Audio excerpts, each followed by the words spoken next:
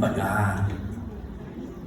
Gusto mo ng liwanag, masakit, mapait, masalimuot yung pinagdaanan mo. Kaya gusto mo nang takasan ito, gusto mo nang lumiwanag naman yung landas mo. Kaya kahit gaano kasakit, gagawin mo alang-alang sa kaliwanagan na hinahanap mo.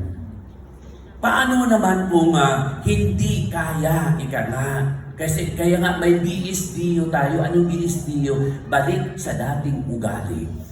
One day lang pala yung pagbabago sa kanya. Tinimpi niya ng isang araw na huwag magmura, na huwag magsalita ng mga ganito. Ay pagka-second day, ay tapos na ho ang bagong taon. Iba na ngayon, BSDO na ako, balik uli sa dating pag-uugali. Ay hindi tayo naging aware, di ba? So one day lang pala yung break up, pagka January to, balikan na tayo, darling. Umuwi na po yung asawa ko, tayo na